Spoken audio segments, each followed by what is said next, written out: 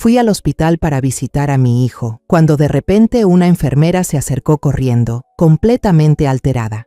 «¡Rápido! ¡Escóndase! Le voy a mostrar algo. Por favor, créame». Le hice caso, y solo 7 minutos después, lo que vi me dejó el corazón paralizado. Resulta que mi nuera... Pero antes de continuar, revisa si ya te suscribiste al canal y comparte en los comentarios desde dónde nos estás viendo. Nos encantaría saber hasta dónde llegan nuestras historias de venganza. El sonido del teléfono rompió el silencio de la noche a las 2 de la madrugada, arrancándome de un sueño ligero y lleno de sobresaltos. Me incorporé sobresaltada, con el corazón dando un vuelco. A mi edad, una llamada a esa hora nunca trae buenas noticias. Con las manos temblorosas, alcancé el teléfono en la mesa de noche. ¿Aló? ¿La señora Álvarez? La voz al otro lado era la de una joven, entrecortada, apresurada y llena de pánico. Soy la enfermera Rosa, del Hospital Privado Médico Sur. Debe venir de inmediato. El estado del señor Miguel empeoró muy rápido. Su pulso no está estable. Mis oídos zumbaban. Médico Sur. Miguel. Pulso inestable. Cada palabra caía como un martillazo invisible en mi mente. Sentí que el corazón se me oprimía, un frío helado extendiéndose desde el pecho. Yo ya voy para allá, balbuceé, sin saber si la enfermera me había escuchado. No recuerdo cómo me vestí, solo sé que minutos después estaba en el auto, con apenas el abrigo y las llaves en la mano. Aceleré, atravesando la llovizna tenue de la Ciudad de México, con el alma ardiendo de angustia. Todo afuera se desdibujaba, solo existía el camino frente a mí y el miedo devorándome por dentro. ¿Por qué tan repentino? Ayer mismo el médico había dicho que Miguel estaba estable, que mi hijo era fuerte, que pronto se recuperaría. ¿Qué demonios había pasado en esas pocas horas? Miles de preguntas me taladraban la cabeza, cada una clavándose como una hoja afilada en el pecho de una madre aterrada. Entré al estacionamiento casi vacío del hospital, los neumáticos chirriando sobre el cemento mojado. Ni siquiera busqué un buen lugar. Dejé el auto donde fuera y corrí hacia el vestíbulo.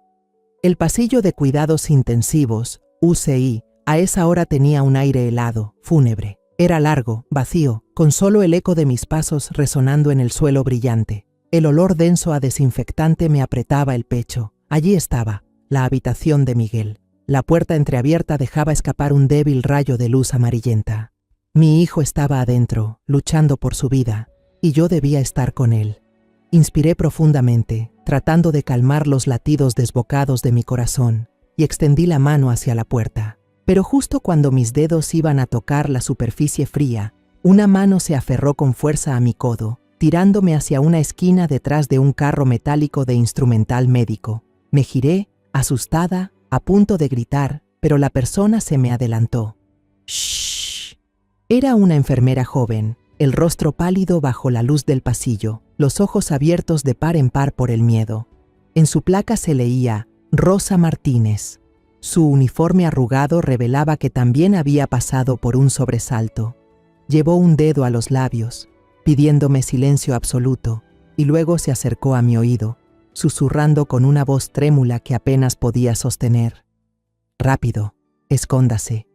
No deje que ella la vea. Le voy a mostrar algo. Por favor, créame». ¿Ella? ¿De quién hablaba? ¿Qué estaba ocurriendo? Mi mente era un torbellino de confusión y miedo, pero la desesperación en los ojos de aquella joven me hizo obedecer sin pensar. El instinto de madre me gritaba que algo terrible estaba pasando. Rosa tiró suavemente de mi manga y señaló una rendija entre la cortina y la pared del cuarto. «Mire», murmuró casi sin voz. Contuve la respiración y asomé el ojo por el hueco. La escena al otro lado me heló la sangre. Dentro, mi nuera, Camila, estaba de pie junto a la cama de Miguel. Lucía impecable, el cabello negro recogido con elegancia, el rostro maquillado con sutileza, aún hermosa incluso en plena madrugada. Pero esa belleza ahora me daba escalofríos. Camila lanzó una mirada rápida hacia el pasillo y al asegurarse de que no había nadie, volvió a girarse. De su bolso de diseñador sacó una jeringa pequeña, ya llena con un líquido transparente. Mi corazón se detuvo. Sus manos no temblaban. Con destreza y calma, insertó la aguja en una válvula del suero que goteaba en la vena de mi hijo. Luego, lentamente, con una frialdad escalofriante, comenzó a inyectar aquel maldito líquido en el cuerpo de Miguel. La expresión de Camila era completamente serena, con una destreza que daba miedo, como si no fuera la primera vez que hacía algo así. Quise gritar, correr hacia ella, destrozar a ese demonio disfrazado de persona, pero el horror me había apretado la garganta. Mis manos se aferraron a la pared fría, las uñas casi se hundían en el yeso, tratando de evitar que mi cuerpo se desplomara. Menos de un minuto después, Camila sacó la jeringa, la envolvió en un pañuelo y la guardó rápidamente en el bolso. Casi de inmediato, el monitor cardíaco junto a la cama de Miguel empezó a emitir pitidos rápidos y extraños. Las líneas verdes en la pantalla se agitaban de manera caótica. A través del hueco, vi cómo la mano de mi hijo se estremecía levemente. Sus párpados temblaban en medio del coma profundo. Pero Camila no se asustó, ni un poco. Solo se quedó allí, con los brazos cruzados, mirando fijamente los números que parpadeaban con una frialdad cruel.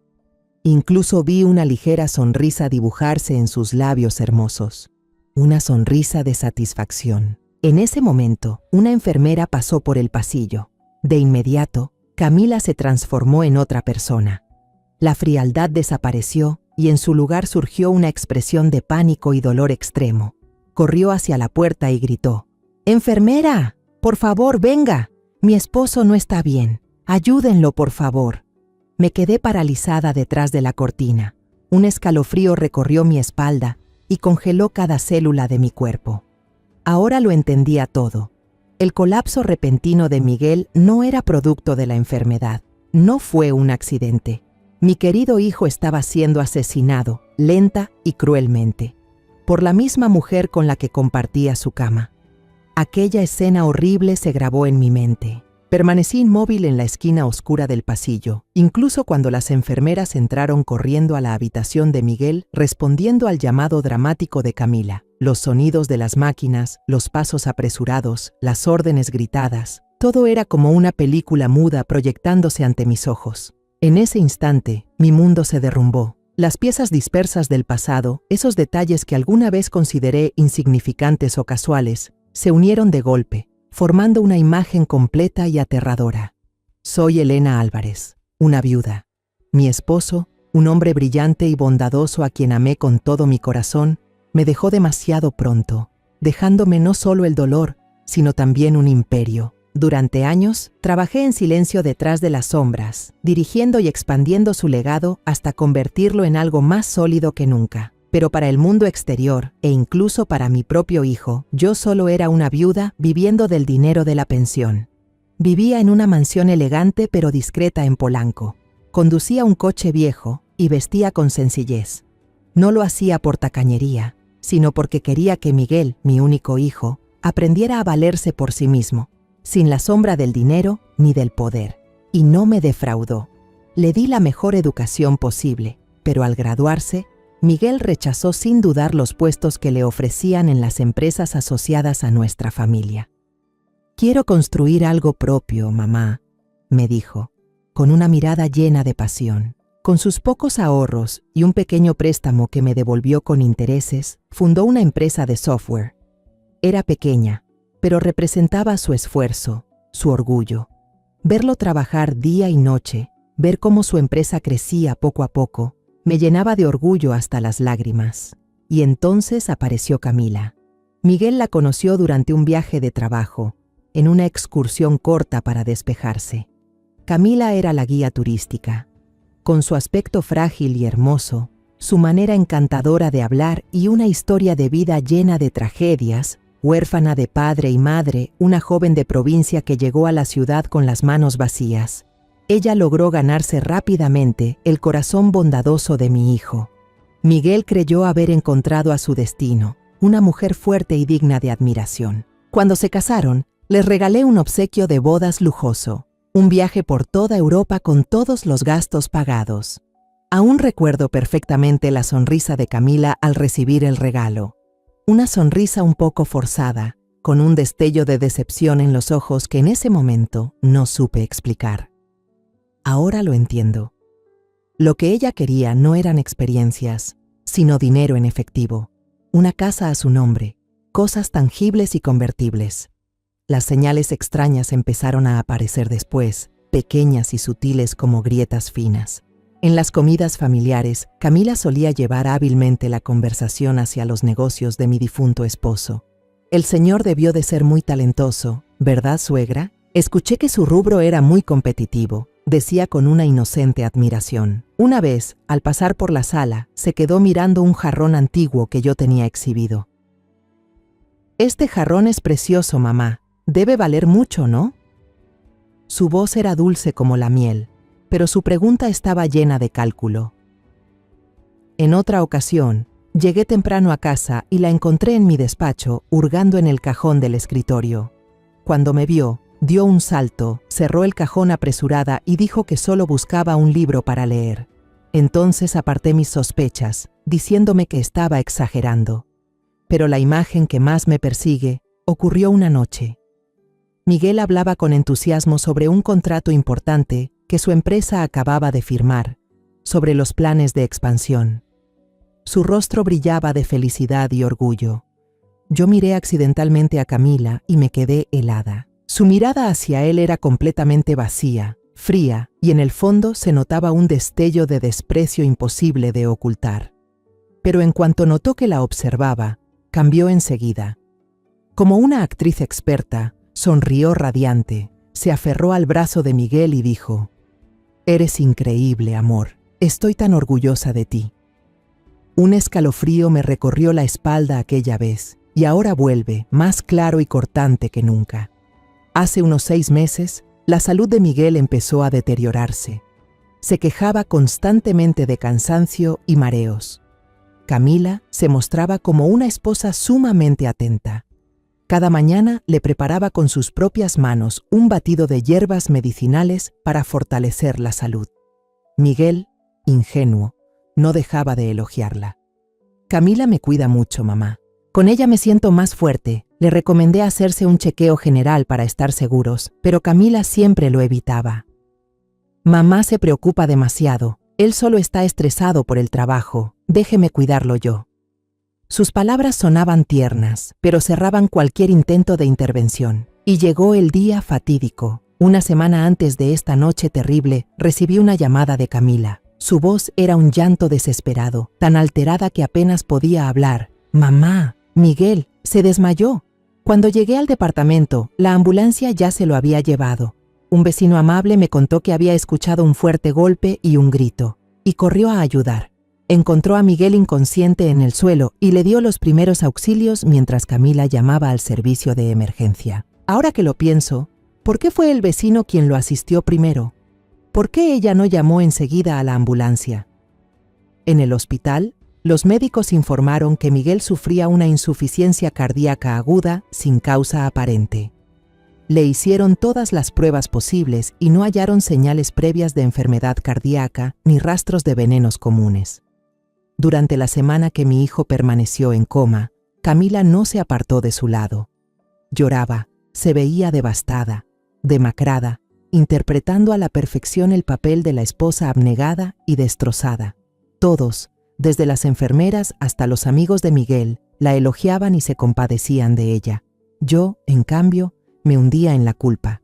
Me reprochaba no haber insistido más, no haber obligado a mi hijo a hacerse un chequeo antes. Y ahora, mientras estoy de pie en el rincón frío y oscuro del pasillo del hospital, todas esas piezas dispersas se unen de repente en una imagen aterradora. El batido de hierbas cada mañana, la mirada fría, las preguntas sobre los bienes, la demora en llamar a emergencias y la jeringa de esta noche. No estaba preocupándome de más. Fui demasiado ingenua, y esa ingenuidad casi le cuesta la vida a mi propio hijo. La furia y el dolor se mezclan en mí, fríos y afilados como el hielo. El temblor inicial pasó, dejando lugar a un silencio helado y aterrador. Me pegué contra la pared, con el cuerpo rígido, y solo mis ojos podían moverse, incapaces de apartarse de la escena torpe pero llena de tristeza que se desarrollaba en la habitación de mi hijo.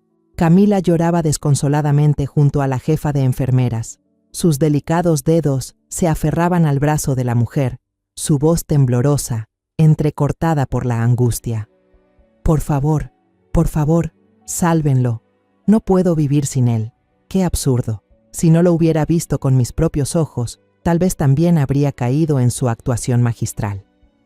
Justo cuando Camila tenía distraída a la multitud, sentí una mirada urgente desde el otro lado de la sala. Rosa.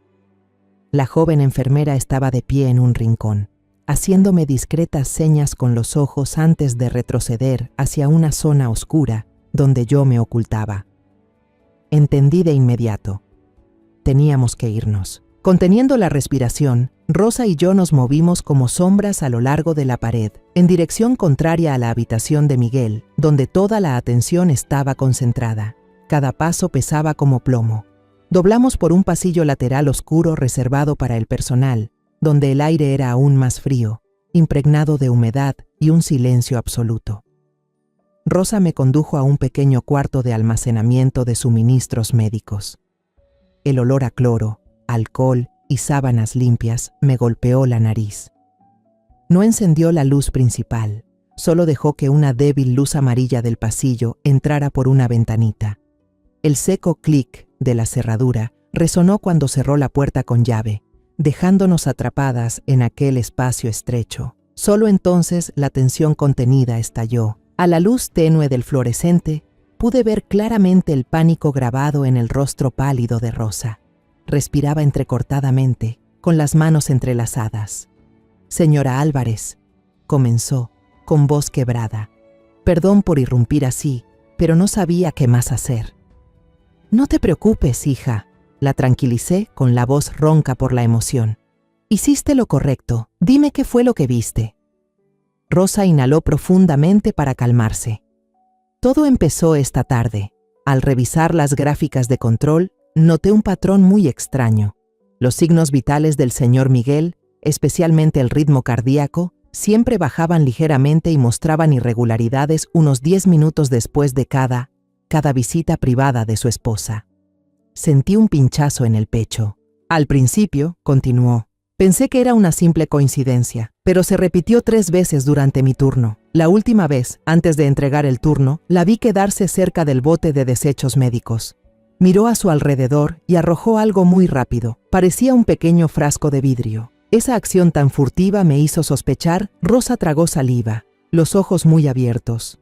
Por eso, esta noche, cuando me asignaron nuevamente, pedí cambiar de área para estar aquí. Empecé a pasar con más frecuencia, y entonces vi lo mismo que usted acaba de ver. Ella sacó una jeringa de su bolso. En ese momento ya no pude esperar más. Tenía que encontrarla de inmediato. Me miró con voz temblorosa, asustada pero firme. «No tengo pruebas concretas, señora, pero mi instinto de enfermera, después de 5 años de trabajo, me dice que ella está envenenando lentamente a su marido. Cada día una pequeña dosis, para que todo parezca que su corazón se debilita solo, sin que nadie descubra la causa». Cada palabra de Rosa me atravesaba el corazón como agujas, pero al mismo tiempo encendían dentro de mí una furia y una determinación ardientes. Extendí las manos y sujeté con fuerza las de aquella joven valiente. «No te equivocas, tu intuición es correcta. Yo la vi con mis propios ojos inyectar ese líquido en el suero de Miguel». Mi confirmación pareció aliviarla y aterrarla al mismo tiempo. Apreté sus manos con más fuerza. «Ahora no es momento para el miedo. Tenemos que actuar. Tenemos que recuperar lo que ella tiró». Esperamos unos minutos en silencio. Rosa abrió un poco la puerta, mirando a través de la rendija hacia el pasillo. Un momento después, volvió y susurró: «Ella acaba de irse». La escuché decirle a la jefa de enfermeras que bajaría a la cafetería por un café para despejarse. «Despejarse para seguir con su farsa», murmuré entre dientes. «Vamos». Regresamos rápidamente a la habitación de Miguel. Mi hijo seguía allí, inmóvil, su rostro sereno en un sueño profundo, pero enfrentándose a la conspiración más cruel que alguien podría imaginar. El dolor dentro de mí se retorció. Rosa no perdió ni un segundo. Se puso un par de guantes médicos, Tomó unas pinzas largas y empezó a revisar con cuidado el interior del pequeño basurero junto a la cama del hospital. Y ahí estaba. Entre los pedazos de papel arrugado y los restos de jeringas usadas, había una pequeña jeringa y un frasquito casi vacío, exactamente como Rosa había visto. Camila había sido demasiado confiada y descuidada. Había tirado las pruebas al basurero común en lugar del contenedor especial para objetos punzantes y residuos médicos peligrosos. Rosa las sacó con cuidado, las metió en una bolsa de muestras con cierre hermético y las selló con precisión profesional. Me entregó la bolsa, con una mirada seria. Aquí está la evidencia. Tiene que dársela a alguien en quien confíe completamente. Alguien que pueda analizarla de inmediato. Tomé la bolsa y sentí el frío del metal y del vidrio a través del plástico. En mi mente solo había un nombre. Me escabullí hacia un baño vacío cercano. Saqué el segundo teléfono que siempre llevaba conmigo y marqué un número codificado. Del otro lado contestaron en el primer timbrazo, sin saludo alguno. «Héctor, soy Elena», dije con voz baja y apurada. No tenía tiempo para explicar, así que usé nuestra antigua palabra clave. «Tengo un lote contaminado que necesito que analices de inmediato. Nivel de riesgo biológico máximo». Sin hacer ninguna pregunta innecesaria, Héctor respondió con calma. «Sótano B del hospital, 15 minutos, entrada oeste». La llamada terminó. Mientras esperaba, Rosa ya estaba actuando. Cuando regresé al pasillo, la vi empujando un carrito con una nueva bolsa de suero. Era solución salina, la más inofensiva. Cubrió la etiqueta con cinta médica blanca y escribió cuidadosamente el nombre de un medicamento falso, parecido al que Miguel estaba recibiendo. Una tapadera perfecta para que Camila no sospechara. Yo me quedé vigilando la puerta mientras Rosa entraba en la habitación. Rápida y precisa, retiró la bolsa contaminada donde Camila había inyectado el veneno y la reemplazó por la de solución salina disfrazada. Todo el proceso tomó menos de 1 minuto. Cuando salió, ocultó la bolsa vieja en una bolsa roja para residuos médicos. El sudor ya le perlaba la frente.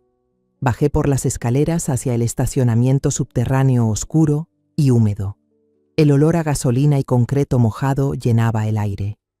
En una esquina, bajo la luz amarillenta, un sedán viejo y discreto me esperaba. Héctor estaba en el asiento del conductor, su rostro oculto en las sombras. Sin decir palabra, abrí la puerta trasera y me senté. Le entregué la bolsa con las pruebas. «Analiza todo lo que hay aquí», ordené. «Busca un tipo de toxina de acción lenta sobre el corazón. Necesito los resultados antes del amanecer». Héctor tomó la bolsa. La luz del tablero iluminó su rostro y vi la gravedad en su mirada. «Elena», preguntó en voz baja, «¿qué pasó con Miguel?» Miré al frente, hacia la oscuridad espesa del estacionamiento. Un escalofrío me recorrió la espalda. «Mi hijo», respondí con voz helada, «está siendo casado justo frente a mis ojos». La oscuridad dentro del coche no podía ocultar el caos en mi mente. Volví al hospital cuando los primeros rayos del amanecer intentaban atravesar las nubes grises de la ciudad. No había dormido en toda la noche, pero la adrenalina y la furia ardiendo en mis venas me mantenían extrañamente lúcida. Ya no era una madre desesperada y rota, era una bestia herida protegiendo a su cría, y no pensaba detenerme hasta arrancarle la máscara al depredador. Entré en la habitación, fingiendo que mi andar era pesado por el cansancio. Camila estaba sentada en el sillón, con la cabeza inclinada, como dormida. Al escuchar mis pasos, se sobresaltó, frotándose los ojos para completar su actuación. «Mamá, ¿dónde estaba?» Me preocupé tanto, reprimí la náusea que me subía por el pecho. Me acerqué a la cama y miré el rostro aún pálido de Miguel. Su pulso ya era más estable, gracias al suero inofensivo que Rosa había cambiado. Gracias a Dios, gracias a esa valiente chica. Me giré hacia Camila y hablé con voz temblorosa, fingiendo debilidad. «Estoy agotada, Camila. No pude dormir en toda la noche. Creo que debo ir a casa unas horas, tomar una pastilla y descansar un poco. Por la tarde volveré enseguida». Puse mi mano sobre su hombro, un toque que tuve que contener para no convertir en un estrangulamiento. «Quédate aquí y cuida de Miguel por mí. Confío en ti». Un destello casi imperceptible de satisfacción brilló en los ojos de Camila antes de que lo escondiera bajo una expresión llena de compasión. Sí, madre, vaya a descansar. Usted ya ha pasado por demasiado. Yo me encargo de todo aquí. La muchacha incluso me acompañó hasta la puerta con amabilidad, como si yo fuera una anciana débil a punto de desmoronarse. Pero no volví a casa. En cuanto desaparecí de su vista, bajé directamente al garaje, subí al coche y aceleré. Mi destino no era la mansión en Polanco, sino el hogar de mi hijo y su esposa. Detuve el auto en una esquina a unas cuadras y caminé el resto del camino. El departamento estaba en el piso 12 de un edificio de lujo. Usé la llave de repuesto que Miguel me había dado hace mucho, escondida bajo una maceta con cactus junto a la puerta. Por si acaso ocurre algo urgente, mamá, me había dicho. Nunca imaginé que esa emergencia sería algo tan terrible. Camila, con toda su arrogancia, jamás supo de su existencia. La puerta se abrió en un silencio escalofriante. El olor dulce y penetrante del perfume de Camila me envolvió de inmediato, un aroma falso y asfixiante. El lugar estaba decorado con elegancia, con cada detalle elegido para mostrar una vida perfecta. Pero para mí, en ese momento, todo desprendía una frialdad artificial, como el escenario cuidadosamente montado de una tragedia. Me puse los guantes finos que ya tenía preparados y comencé a buscar. Mi corazón latía con fuerza, no por miedo, sino por tensión. Tenía que ser rápida y no dejar ningún rastro. Fui primero al baño, el botiquín. Entre vitaminas y costosos suplementos, mis ojos se detuvieron en 2 blísteres con el nombre Digoxin. Conocía ese medicamento. Es un fármaco cardíaco muy potente y, en dosis altas, puede causar arritmias y finalmente la muerte. A uno de los blísteres le faltaban varias pastillas. Miguel, mi hijo, un hombre joven y sano, sin historial cardíaco. Sentí un frío helado recorrerme. Luego fui a la cocina. Encontré la caja de té de hierbas que Camila siempre presumía haber escogido personalmente para preparar a Miguel cada noche. Le ayuda a dormir y a aliviar el estrés, mamá, me había dicho. Volqué todo el té sobre una hoja de papel limpia, y en el fondo de la caja encontré lo que sospechaba, una capa de polvo blanco fino, sin olor, que aún quedaba. Con cuidado, tomé una pequeña muestra con un trozo de papel y volví a colocar el té como estaba. Fui al despacho de Miguel. Todo parecía ordenado, pero yo conocía a mi hijo. Tenía la costumbre de guardar sus documentos más importantes en el cajón inferior derecho del escritorio. Tiré del cajón. Encima había un grueso fajo de papeles. Abrí la primera página. Contrato de seguro de vida. Fecha de firma. Hace 3 meses. Valor del contrato. $2 millones. Y la frase que me dejó sin aliento. Beneficiaria única.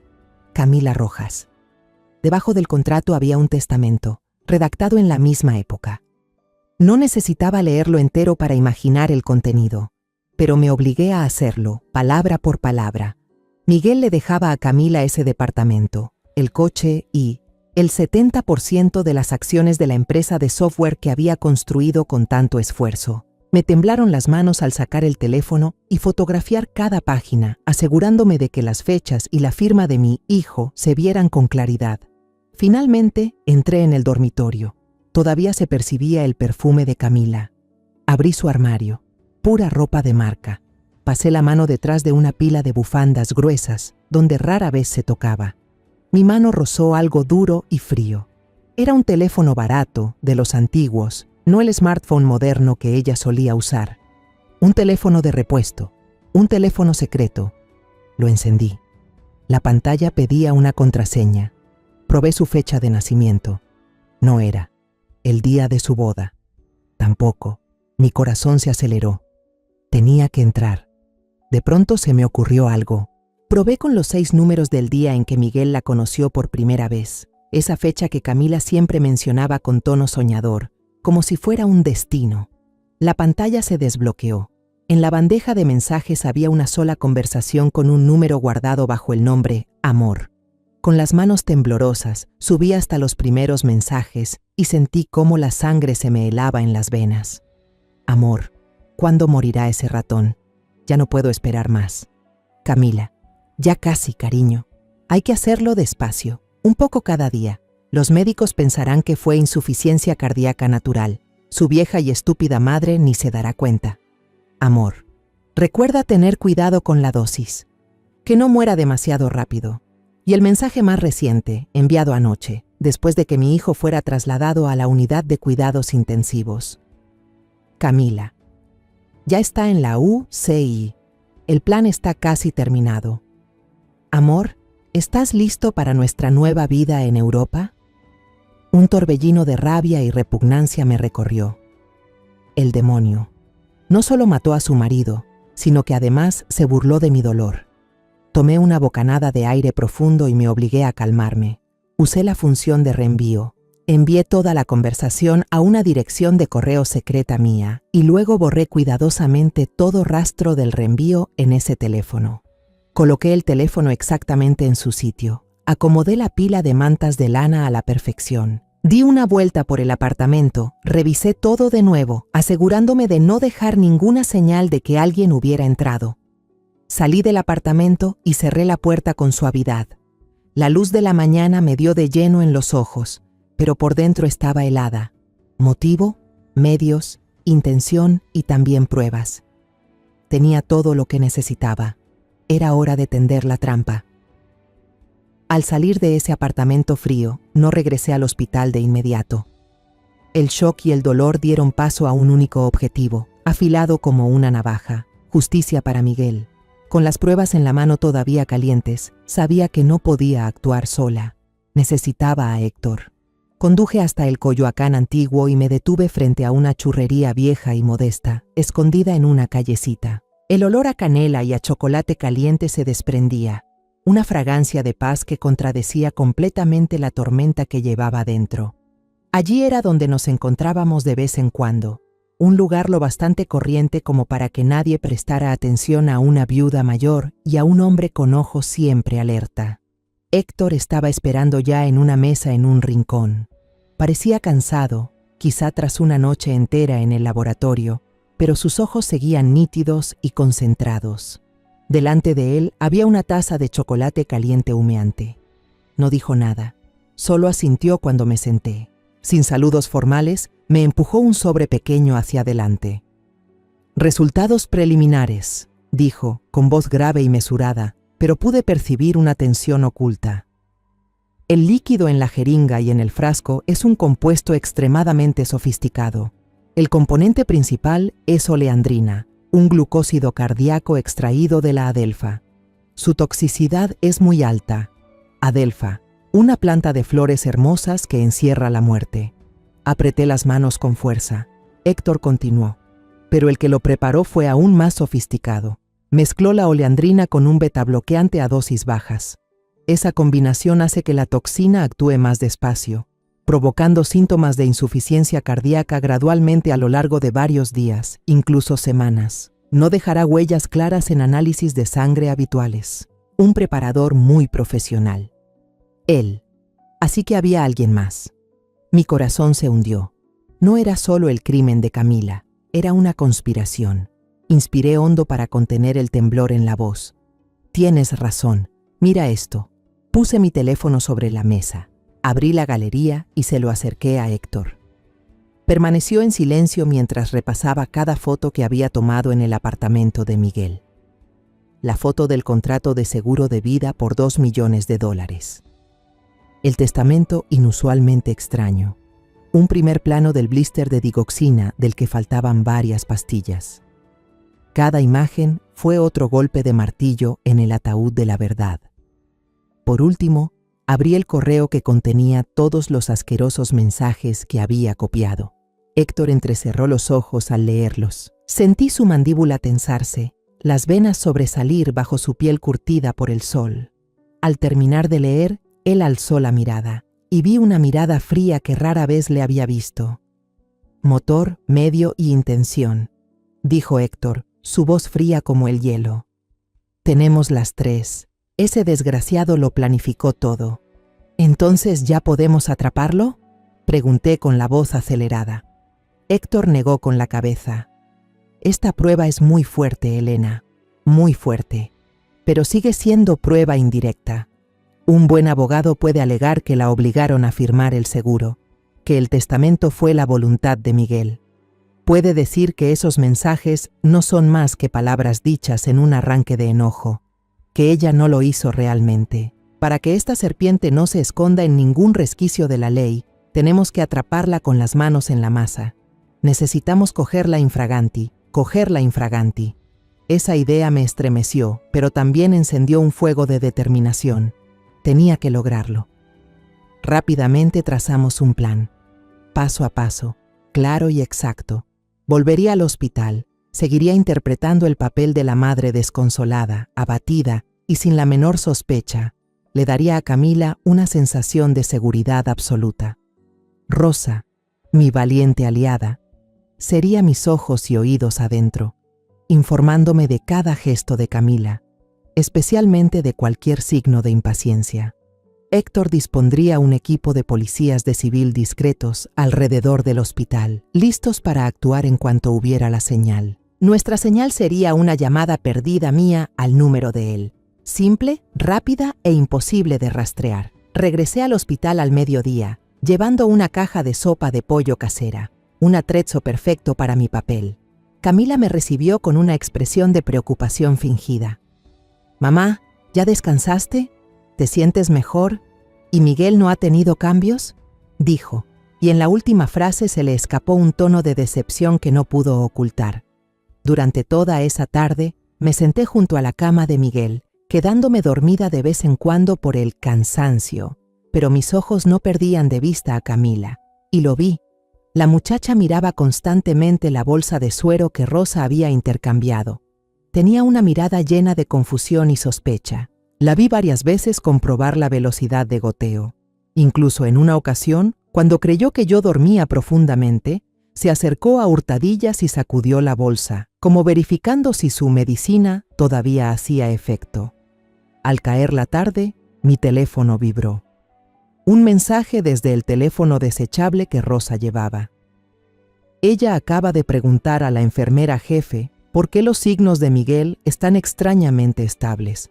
Está empezando a entrar en pánico. La red se estaba cerrando. La bestia se sentía inquieta dentro de su propia trampa. Un rato después, Camila ella misma dio un paso más dentro de nuestra trampa. Se sentó junto a mí, con el rostro pensativo. «Mamá, no lo entiendo», dijo, como si se preguntara a sí misma. Anoche la cosa estaba muy mal, su ritmo cardíaco se descontroló por completo. ¿Cómo es que todo el día no ha cambiado nada? ¿O será que la medicina no está haciendo efecto? Esa pregunta, una confesión involuntaria, cayó sobre mí como un rayo. Ya no pudo contener su impaciencia. La miré y forcé una expresión de desconcierto parecida a la suya. «Yo tampoco lo sé, hija. Quizá deberíamos confiar en los doctores». Pero en mi interior supe que era el momento. La estabilidad de Miguel volvía loca a Camila. El plan de envenenamiento sutil había fallado, porque la bolsa de suero ahora solo contenía solución salina inofensiva. Ella sabía que si Miguel despertaba, todo se destaparía. Se vería obligada a actuar, una última vez, y esta vez sería una dosis más fuerte, definitiva. No querría esperar más. Cuando Camila salió para atender una llamada, saqué mi teléfono a escondidas y le envié a Héctor un mensaje breve, de solo 2 palabras. «Esta noche». Su respuesta llegó casi de inmediato, fría y resuelta. «Listo, espera mi señal». La noche cayó sobre el hospital, trayendo consigo una calma falsa. Para mí, era la víspera de la batalla final. Todo estaba preparado. La red ya estaba tendida. Solo quedaba esperar a que la bestia metiera la cabeza en la trampa. Alrededor de las 9 de la noche, comencé mi actuación. Me levanté, tambaleándome a propósito con una mano en la cabeza. Camila se dio cuenta de inmediato. «Mamá, ¿qué te pasa?» «No es nada», dije con voz débil. «Solo me siento un poco mareada, tal vez por todo el estrés de hoy». La miré con una expresión cansada, llena de confianza. «Camila, creo que debo irme a casa a descansar de verdad. Tomar una pastilla para dormir y descansar un poco. Si no, temo que voy a derrumbarme». Le tomé la mano, transmitiéndole un temblor que había ensayado mentalmente toda la tarde. No puedo derrumbarme ahora. Quédate aquí con Miguel, por favor. Esta noche confío en ti completamente. Confío en ti, hija. Los ojos de Camila brillaron con una alegría cruel que intentó esconder tras una máscara de preocupación. Sí, mamá, váyase tranquila. Tiene que cuidar su salud. Yo me quedaré aquí con él toda la noche. Si pasa algo, la llamaré enseguida. La joven me acarició el brazo, actuando a la perfección. Asentí y salí del cuarto de hospital arrastrando los pies como una madre agotada, tanto física como mentalmente. Pero en cuanto las puertas del ascensor se cerraron y me ocultaron del pasillo de cuidados intensivos, mi espalda se enderezó. No bajé al sótano. Solo descendí un piso y luego subí por las escaleras. No me fui a casa. Me escabullí en una sala de consultas familiares frente a la habitación de Miguel, una habitación vacía que Héctor había preparado con antelación. La puerta no estaba cerrada con llave. Dentro, todo estaba oscuro y frío. Corrí ligeramente la cortina, dejando una rendija suficiente para observar el pasillo y la puerta de cristal de la habitación de mi hijo. El escenario estaba listo. Yo era la única espectadora de esta última obra. Desde mi posición, vi a Rosa comenzar su turno. La joven enfermera valiente había logrado cambiar su turno con una compañera. Ella sería quien estuviera más cerca de Miguel esa noche, una testigo clave y nuestra última defensa. La espera se volvió insoportablemente silenciosa. El tiempo pasaba con lentitud torturante. El pasillo del hospital se fue quedando vacío. Solo se oían los pitidos constantes de las máquinas, los pasos suaves de las enfermeras nocturnas y el latido frenético de mi corazón. 10, 11, medianoche. Permanecí inmóvil tras la cortina, sin atreverme a parpadear, temiendo perder el momento decisivo. Y entonces, exactamente a la 1 de la madrugada, después de que la enfermera terminara su ronda y desapareciera tras la esquina del pasillo, una figura familiar apareció. Camila. No entró enseguida. Se pegó a la pared junto a la puerta, moviéndose como una ladrona, mirando en ambas direcciones para asegurarse de que nadie la viera. Mi corazón dejó de latir, ya estaba aquí. Cuando se aseguró de que el pasillo estaba vacío, se deslizó en la habitación y cerró la puerta casi por completo. A través del ventanal, bajo la luz amarillenta de la lámpara de noche, vi cada uno de sus movimientos con claridad. Esta vez no estaba tranquila como la noche anterior. Había prisa, había una determinación cruel en cada gesto. Sacó una jeringa del bolsillo del abrigo. Era mucho más grande que la anterior, llena de un líquido transparente que brillaba bajo la luz. Lo supe al instante. Ya no era una dosis lenta, era la dosis final, la mortal. No perdió tiempo con el suero. Se acercó directamente al brazo de mi hijo. Levantó la manta y dejó al descubierto la vía intravenosa sujeta en el dorso de su mano. En ese momento saqué mi teléfono. Mis manos estaban heladas, pero no temblaban. Marqué el número de Héctor y realicé una sola llamada perdida. La señal estaba dada. Justo cuando la aguja afilada de la jeringa estaba a punto de tocar la vía, a solo 1 milímetro de la muerte, la puerta de la habitación se abrió de golpe. ¿Qué está haciendo? El grito firme de Rosa rasgó el silencio mortal. Camila se sobresaltó como si la hubieran electrocutado y giró bruscamente. El terror absoluto se reflejó en su hermoso rostro. La jeringa se resbaló de la mano temblorosa y cayó al suelo de baldosas, rompiéndose con un sonido metálico y agudo. El líquido venenoso se esparció por todas partes. En ese instante salí de detrás de Rosa, bloqueando la única salida. Deja de actuar, Camila. Mi voz sonó fría, sin una sola emoción. El rostro de Camila cambió de color como un camaleón. Del miedo pasó a la palidez absoluta, y luego, al darse cuenta de que había caído en una trampa, su expresión se tornó en una furia desquiciada. Forzó la voz, intentando rescatar el último fragmento de su guión. Mamá, yo solo iba a ponerle una inyección de vitaminas. El doctor dijo que las necesitaba. Sonreí con el borde de los labios, una sonrisa más fría que el hielo. ¿Vitaminas? ¿En una jeringa de 10 centímetros cúbicos a la 1 de la mañana? No mientas más. Lo vi todo. Sabiendo que cualquier excusa sería inútil, el instinto salvaje de un animal acorralado despertó en Camila. No dijo una palabra. Rápida como un rayo, empujó con todas sus fuerzas a Rosa contra el carro metálico de instrumentos. El estruendo del metal chocando resonó por todo el pasillo. Aprovechando el momento en que Rosa perdió el equilibrio, Camila salió corriendo de la habitación como una fiera herida, huyendo hacia la escalera de emergencia al final del pasillo. «Rosa, ¿estás bien?», corrí hacia la enfermera. «Estoy bien», respondió, aunque su brazo sangraba por los rasguños. Corrimos tras ella, pero Camila no llegó lejos. Cuando empujó con todas sus fuerzas la pesada puerta de emergencia, se detuvo en seco. Una silueta alta y firme la esperaba allí, bloqueando el paso como un muro. Era Héctor. Camila, asustada, giró la cabeza solo para ver que Rosa y yo ya habíamos cerrado su única vía de escape. Al mismo tiempo, 2 hombres vestidos de civil aparecieron desde las esquinas del pasillo, bloqueando toda salida. Camila quedó acorralada, con la espalda contra la pared helada. Respiraba con dificultad, el pecho agitándose, los ojos desorbitados en una desesperación total, buscando una salida que no existía. Acorralada, la fiera herida no rugió, gimió. Al comprender que no había escapatoria, Camila cambió de táctica. Su talento natural para fingir emergió por última vez, en una actuación tan desesperada como patética. Las lágrimas comenzaron a llenarle los ojos.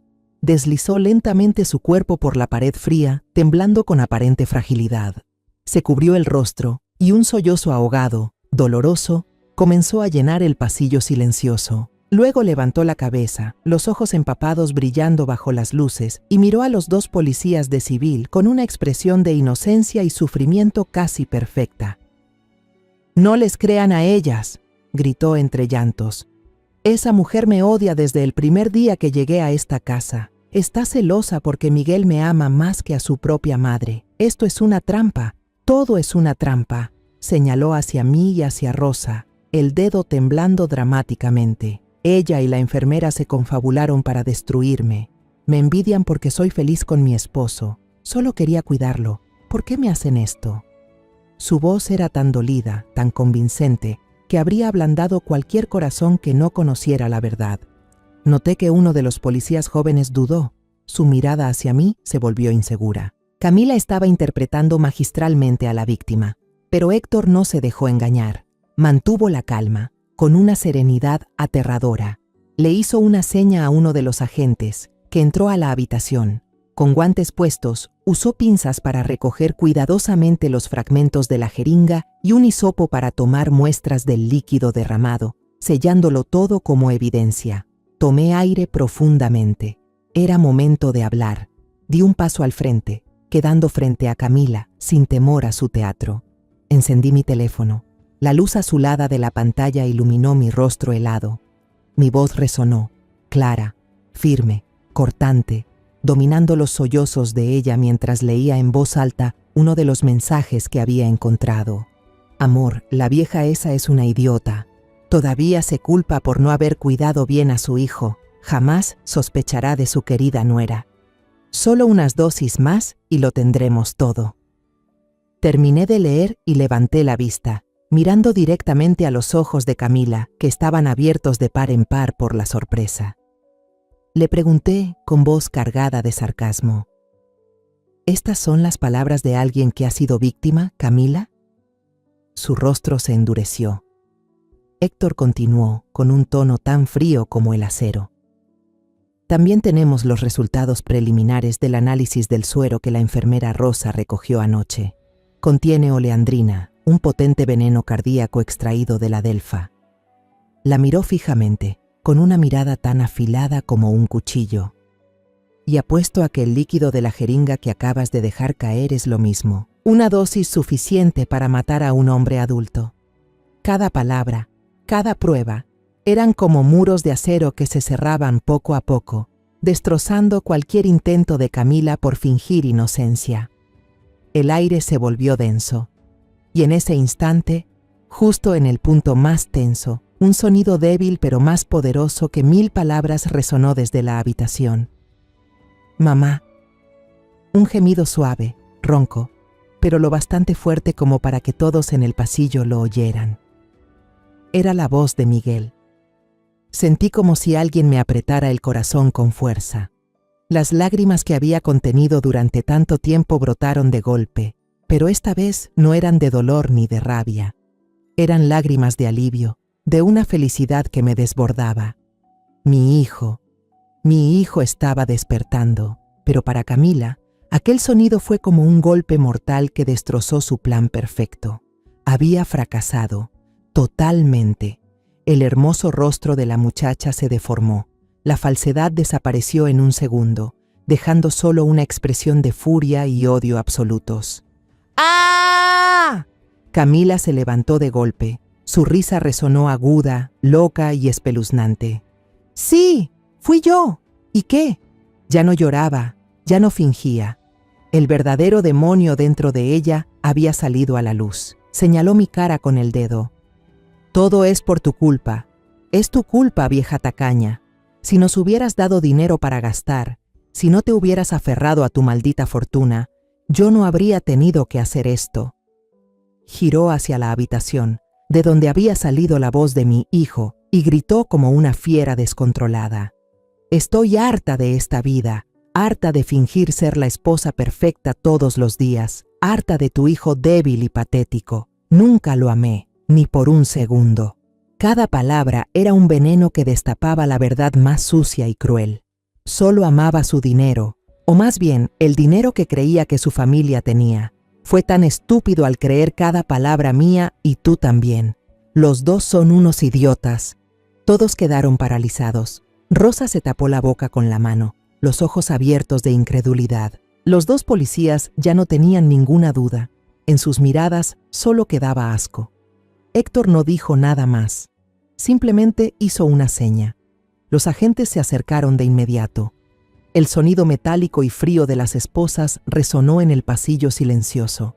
Solo entonces, al sentir el hielo del metal en sus muñecas, Camila pareció despertar de su frenesí. Se dio cuenta de que se había condenado a sí misma con sus propias palabras. El miedo finalmente la invadió. «¡No! ¡Suéltenme!», empezó a gritar, forcejeando como una bestia atrapada. «¡Soy inocente! ¡Me tendieron una trampa! ¡Suéltenme!». Pero ya era demasiado tarde. La obra había terminado, y la criminal finalmente se inclinó ante la justicia. Los gritos salvajes de Camila, cuando las esposas se cerraron sobre sus muñecas, rompieron el silencio opresivo del hospital en plena noche. El alboroto atrajo la atención de todos. Varias enfermeras y un médico de guardia corrieron hacia el lugar, pero se detuvieron en seco, atónitos ante lo que veían. La joven esposa, hermosa y dedicada, a quien tanto admiraban, ahora estaba esposada por 2 hombres de civil, gritando y maldiciendo a mí y al mundo entero. La situación superó la capacidad del personal médico. Llamaron al director del hospital de inmediato. Él llegó en menos de 20 minutos, con el abrigo puesto encima del pijama. Cuando Héctor resumió el caso en su despacho privado, vi cómo el rostro de aquel hombre poderoso se quedaba sin una gota de sangre. Una conspiración de asesinato meticulosamente planeada, llevada a cabo justo dentro de la unidad de cuidados intensivos, bajo su propio techo. No era solo un crimen, era un escándalo de seguridad médica inimaginable, capaz de destruir la reputación que había construido durante toda su vida. Rosa y yo fuimos llevadas a otra oficina para prestar nuestras primeras declaraciones. Bajo la luz blanca y fría, frente a una oficial de policía que tomaba notas, conté todo. Mi voz ya no temblaba por el miedo.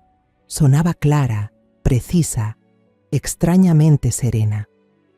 Relaté desde las primeras sospechas, las grietas en la fachada de la felicidad, hasta la escena aterradora que presencié y las pruebas que había reunido. A mi lado, Rosa aportaba los detalles médicos, las anomalías en el gráfico del ritmo cardíaco de Miguel, la bolsa de suero alterada. Por primera vez esa noche, miré a la joven con una gratitud infinita. No solo había salvado la vida de mi hijo, también había salvado mi alma. Cuando amaneció, El crimen ya no era un secreto escondido en los pasillos del hospital. Empezó a expandirse como una mancha de aceite. Primero fueron los murmullos, las miradas curiosas de los empleados. Pero al mediodía, algunos tabloides ya habían olfateado la noticia. El titular sensacionalista ocupaba la portada. Aterrador caso en el Hospital Médico Sur. Bella esposa joven intenta envenenar a su marido millonario para quedarse con su fortuna. No tenían mucha información, pero tejieron una historia llena de dramatismo que, lamentablemente, no estaba tan lejos de la verdad. A media tarde, Héctor me llamó. «Hemos atrapado al cómplice», dijo, con un tono sereno en el que se notaba cierto alivio. El hombre registrado como Amor. Su verdadero nombre es Ricardo. Entramos en su apartamento esta mañana. Héctor hizo una pausa. «Elena, encontramos un pequeño laboratorio químico en el sótano. Tenía todo el equipo para extraer y refinar sustancias. Extrajo oleandrina de una gran cantidad de hojas de adelfa. Resultó que Ricardo era un farmacéutico al que le habían revocado la licencia hace 2 años por traficar medicamentos con receta. Una capa de hielo cubrió mi corazón. No era un crimen impulsivo por celos o dinero. Era una conspiración calculada por 2 mentes enfermas y expertas. Bajo la presión de las pruebas irrefutables, los mensajes, los análisis toxicológicos, los testimonios de Rosa y míos, y sobre todo su propia confesión en el delirio de la noche anterior, Camila se derrumbó por completo en la comisaría. Héctor me contó que lo había confesado todo. Admitió haber estado introduciendo pequeñas dosis de veneno en los batidos de hierbas de Miguel durante meses, debilitando lentamente su salud para fabricar un cuadro perfecto de insuficiencia cardíaca natural. Y luego confesó algo aún más horrible, algo que me obligó a apoyarme en la pared para no caer. El accidente de coche que Miguel sufrió un mes antes, ese choque leve que lo obligó a ausentarse del trabajo, no fue casualidad. Camila y su amante Ricardo habían cortado los frenos del coche. No del todo, solo lo suficiente para provocar un impacto menor. Su objetivo era llevar a Miguel al hospital, crear la oportunidad perfecta para actuar de forma profesional y bajo control en un entorno clínico. El mundo me dio vueltas. Mi hijo podría haber muerto un mes antes. Estuve a punto de perderlo no una, sino muchas veces. La justicia llegó como una avalancha. Todos los amigos y vecinos que alguna vez adoraron a Camila, que la elogiaban como ejemplo de esposa devota, ahora le daban la espalda. Estaban atónitos, furiosos, asqueados. La imagen de la esposa perfecta se había hecho añicos, dejando al descubierto el retrato de una asesina fría, un demonio con rostro de ángel. El Hospital Médico Sur enfrentaba una investigación interna rigurosa y el riesgo de una demanda por parte de mi familia. Para salvar su reputación, emitieron un comunicado público elogiando el valor, la responsabilidad y la vigilancia de la enfermera Rosa Martínez, y prometieron reforzar todos sus protocolos de seguridad. Héctor, en nombre del Departamento de Policía, también envió una carta de agradecimiento oficial para mí y para Rosa. Si no fuera por la agudeza de la señora Martínez y la acción decidida de usted, señora Elena, dijo, Miguel probablemente no habría sobrevivido y un asesinato perfecto podría haberse consumado. Después de completar todos los trámites necesarios, por fin pude ir al único lugar donde quería estar, la habitación de hospital de Miguel. Mi hijo había superado el peligro. El pitido de las máquinas ahora sonaba regular y suave. Dormía profundamente bajo el efecto de los sedantes. Su rostro seguía pálido y demacrado, pero ya tenía un leve rastro de vida. Me senté suavemente en la silla junto a la cama y tomé su mano, aún con el suero conectado. Era una mano delgada y fría. La acerqué a mi mejilla y sentí cada pulso débil pero lleno de resistencia. Al verlo dormir, mi corazón era una mezcla de dolor y alivio. La tormenta había pasado. El crimen había sido expuesto a la luz, pero sabía que otra tormenta, la de la verdad y el sufrimiento, esperaba a mi hijo cuando despertara. Era el inicio de un nuevo camino, el de sanar las heridas, tanto físicas como del alma. Y esta vez no iba a dejarlo solo. Unos días después de aquella noche aterradora, Miguel por fin recobró por completo la conciencia. Los sedantes habían dejado de hacer efecto, devolviéndole la lucidez, pero también empujándolo al abismo de una verdad cruel que aún ignoraba. Yo estaba pelando una manzana junto a su cama, intentando llenar el silencio con sonidos cotidianos cuando lo vi despertar. Sus párpados se movieron, tratando de acostumbrarse a la luz del día. Miró alrededor del cuarto blanco y sus ojos se detuvieron en mí. «Mamá». Su voz era débil y ronca tras tantos días en silencio. Rápidamente dejé el cuchillo y la manzana y tomé su mano. «Aquí estoy, hijo. Ya despertaste. ¿Cómo te sientes?». No respondió a mi pregunta. Su mirada seguía perdida, buscando algo, y entonces pronunció la pregunta que más temía escuchar durante esos días. «¿Camila? ¿Dónde está Camila, mamá?». Sentí como si una mano invisible me apretara el corazón.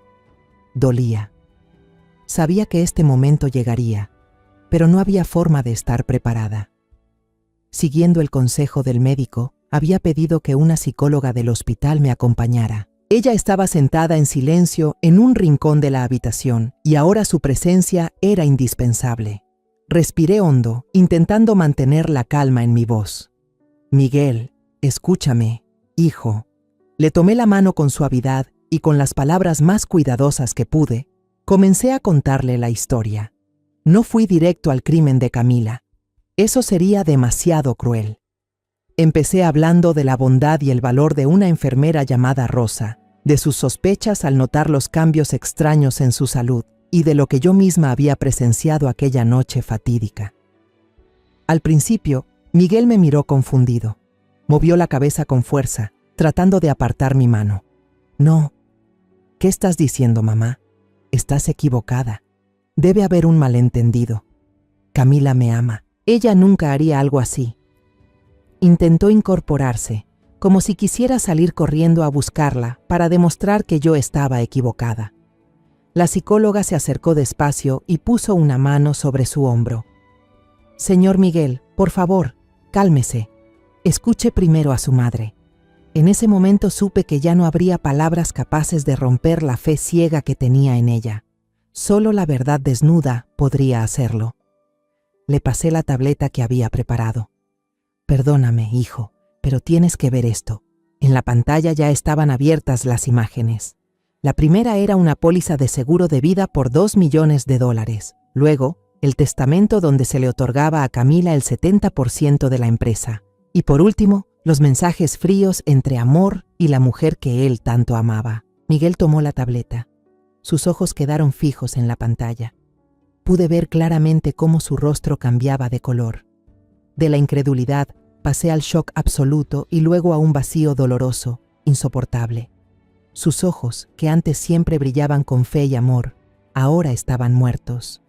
No lloró, no gritó. Solo dejó la tableta a un lado. Se acostó lentamente, dio la espalda a la pared blanca y guardó silencio. Ese silencio era más aterrador que cualquier grito. Era como un abismo profundo que devoraba todo sonido, toda luz. Los días siguientes fueron los más pesados de mi vida. Miguel se negó a hablar con nadie, ni siquiera conmigo. Comía muy poco, solo lo suficiente para sobrevivir. Las heridas físicas comenzaban a sanar, pero las del alma empezaban a pudrirse por dentro. Mi hijo, antes un hombre alegre y optimista, se había convertido en una sombra silenciosa. En esos días oscuros, Rosa se convirtió en un pequeño rayo de luz. Después de cada turno, siempre pasaba a visitar a Miguel. No intentaba consolarlo ni decirle frases vacías. Simplemente cambiaba el jarrón con flores frescas o le llevaba un tazón de sopa de pollo caliente que había preparado ella misma. «Me quedó un poco salada, pero come un poco», decía, y esas eran sus únicas palabras. Contaba historias sin importancia sobre su trabajo, sobre pacientes que acababan de ser dados de alta, o sobre un anciano gruñón que, en el fondo, amaba profundamente a su esposa. Fue esa presencia callada, sincera y sin juicios, lo que poco a poco sacó a Miguel de su caparazón. Una tarde, mientras Rosa pelaba una manzana para él, una costumbre que había adoptado en mi lugar, Miguel habló de repente. Su voz era ronca por tantos días de silencio. «Gracias, Rosa, por todo. Fue la primera frase que pronunció en casi una semana. Sentí que mi corazón volvía a latir. Cuando su ánimo empezó a mejorar, las preocupaciones por la realidad regresaron. «Mamá», me dijo un día, con la mirada cansada, «este hospital debe ser carísimo. Mi empresa, la he descuidado tanto. Supongo que ya lo perdí todo. Supe que era el momento». Me senté junto a su cama y abrí mi computadora. No le mostré gráficos ni balances financieros. Le mostré fotos. Fotos de una gran finca de café orgánico en Chiapas, verde y fértil. Fotos de una cadena de hoteles boutique en Oaxaca, llenos de color y vida. Y por último, el diagrama de acciones de varias empresas tecnológicas que él mismo admiraba. Me miró completamente confundido. «¿Esto es?». Tomé su mano. «Miguel, esto es lo que tu padre dejó y lo que yo he cuidado y hecho crecer todos estos años. Perdóname por ocultártelo.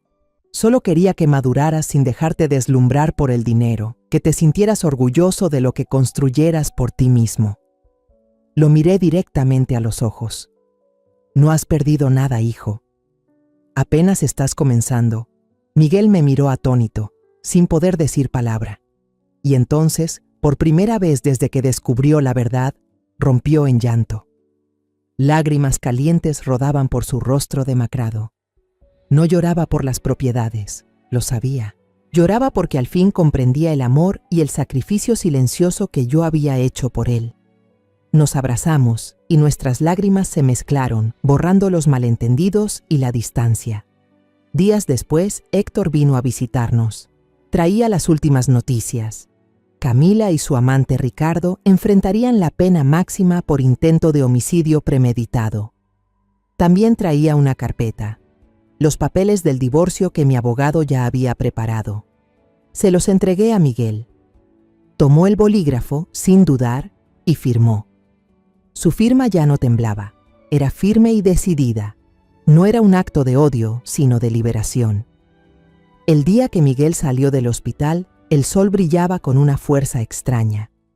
Ya no necesitaba la silla de ruedas. Caminaba por sí mismo, aunque aún con pasos lentos. De un lado lo sostenía yo, y del otro, Rosa, que había pedido permiso para acompañarlo y ayudar con su maleta. Juntos cruzamos las puertas automáticas del hospital, dejando atrás la pesadilla y caminando hacia la luz. 6 meses después, no habíamos vuelto al apartamento donde se acumulaban tantos recuerdos dolorosos. Incluso mi casa en Polanco se sentía asfixiante, llena de los fantasmas del pasado. En su lugar, llevé a Miguel a uno de mis sitios favoritos, un refugio secreto al que solía escapar cuando necesitaba paz. Era una casita de madera y piedra escondida entre pinos viejos, a orillas del lago Avándaro, en Valle de Bravo, a solo 2 horas de la Ciudad de México. No hay ruido de bocinas, ni rascacielos que tapen el horizonte. Solo hay aire fresco con olor a resina de pino y tierra húmeda, la tranquilidad de las montañas y un lago quieto como un espejo cada amanecer. Este es el mejor remedio, el único capaz de sanar el alma rota de mi hijo. La recuperación de Miguel fue lenta, no gracias a medicinas caras, sino a las cosas más simples. No tuvo prisa por volver al trabajo ni a las presiones del mundo empresarial. En lugar de eso, empezó a encontrar alegría en cosas que antes ni notaba. Pasaba las mañanas cuidando mi delicado jardín de orquídeas, aprendiendo a regar, a abonar, con paciencia y esmero. También construyó con sus propias manos una gran pérgola de bugambilias frente al porche, y ahora florece en un rosa violáceo que ilumina todo un rincón del cielo. Miguel pasaba horas leyendo en el sillón junto a la ventana, caminando solo alrededor del lago cada tarde, o simplemente sentándose conmigo en el porche, en silencio, viendo cómo el sol se escondía tras las montañas y pintaba el agua de rojo. La calma había reemplazado la antigua ingenuidad en su rostro. Hablaba menos, pero sus ojos ya no estaban vacíos. Ahora eran profundos, firmes, con una tristeza limpia, la tristeza de quien ha madurado.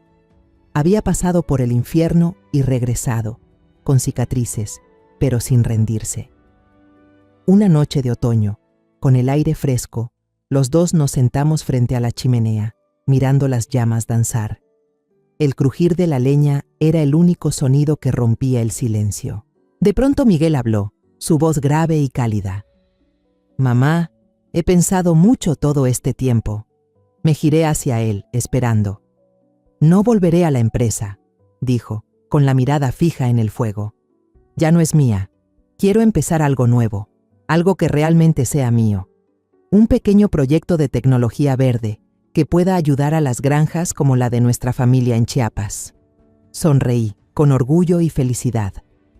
Mi hijo había recuperado su pasión, una más grande y significativa que antes. «Es una idea maravillosa, Miguel». Me miró con cierta duda. «Pero necesitaré capital.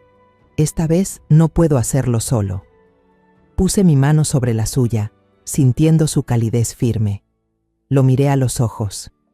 «Esta vez no seremos madre e hijo. Seremos socios». Apreté suavemente su mano. «Seré la primera inversionista de tu proyecto. No porque seas mi hijo, sino porque creo en tu idea y creo en ti». Los ojos de Miguel se iluminaron, no con la codicia del dinero, sino con la gratitud, la confianza y el respeto que yo le ofrecía.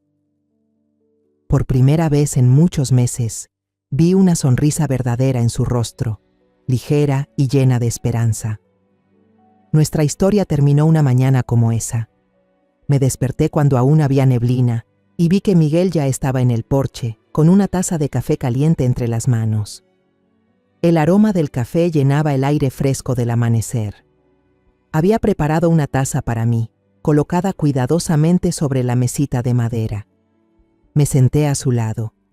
No dijimos mucho, solo nos quedamos ahí, en silencio. Observamos juntos los primeros rayos de sol filtrarse entre los pinos, reflejándose en el lago somnoliento.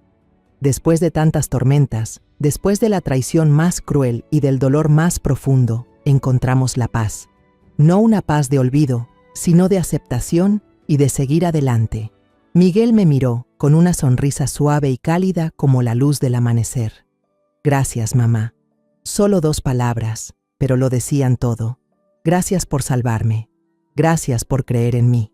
Gracias por no dejarme solo. Tomé su mano, ahora endurecida por el trabajo en el jardín. «No, el agradecimiento es mío», respondí, con la voz temblorosa de emoción. «Gracias por luchar, por no rendirte y por darme otra oportunidad de estar contigo». El sol subía más alto, tiñendo el cielo de dorado y disipando los últimos velos de niebla sobre el lago.